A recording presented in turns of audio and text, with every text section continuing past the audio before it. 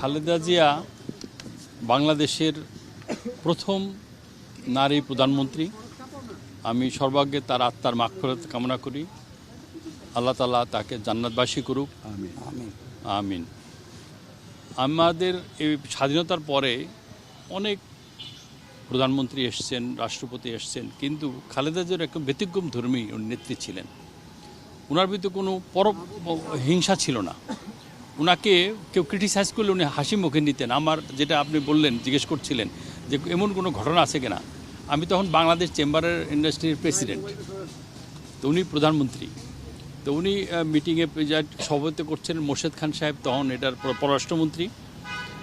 তো আমি মাননীয় প্রধানমন্ত্রীকে ফরমাল মিটিংয়ে বলতেছিলাম, মাননীয় প্রধানমন্ত্রী, উত্তরবঙ্গে মানুষ অভাবের মধ্যে আলুর চাষ করে আলুর দাম পাচ্ছে না।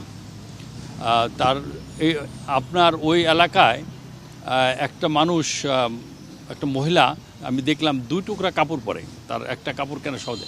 তার আপনার জনপ্রিয়তা কিন্তু কমে যাচ্ছে। উনি কিন্তু হেসে দিলেন। উনি হেসে দিয়ে বললেন যে আমার জনপ্রিয়তা কমছে কি বাড়ছে নির্বাচনে আসলে বুঝবেন। তো এই যে কোনো সিটিং প্রধানমন্ত্রীকে এইরকম কথা বলা আর তার উত্তর এইরকম দেওয়া, এটা আমি আর কারোর ভিতরে দেখিনি। তো সবসময় আমরা যে কোনো ব্যাপারে, আমরা শিল্প কারখানার ব্যাপারে গিয়েছি, গ্যাসের ব্যাপারে গিয়েছি, উনি কিন্তু সাথে সাথে উনি ডিসিশন দিয়ে দিয়েছেন। এটা ছিল ওনার একটা বিরাট গুণ। এবং আমরা কখনো ওনার কাছে অ্যাপয়েন্টমেন্ট পাইনি এরকম নাই। বিভিন্ন হরতাল, উনি যখন বিরোধী দলে ছিলেন, যখনই গেছি ওনার সাথে উনি আমাদেরকে ওই পরামর্শই দিতেন। আর উনি যখন প্রধানমন্ত্রী ছিলেন, আমাদের শিল্প কারখানার কীভাবে হতে পারে, কিভাবে কর্মসংস্থান হতে পারে, এবং উনিই প্রথম প্রধানমন্ত্রী যিনি ভ্যাট ইম্পোজ করলেন। আজকে দেখেন জাতীয় রাজস্ব আয়ের প্রধান উৎসই হচ্ছে কিন্তু ভ্যাট, যেটা উনি করেছিলেন।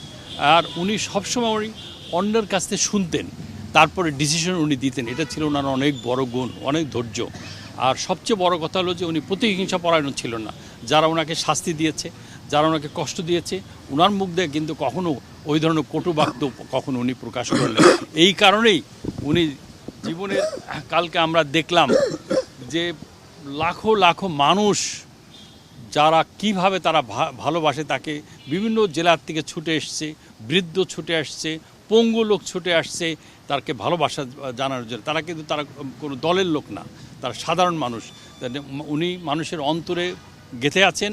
এবং আমি মনে করি ম্যাডাম খালেদা জিয়ার মৃত্যু নাই, এবং ওনার থেকে নতুন প্রজন্ম শিখবে যে মানুষকে ভালোবাসলে মানুষ তার প্রতিদান দিতে জানে। ধন্যবাদ।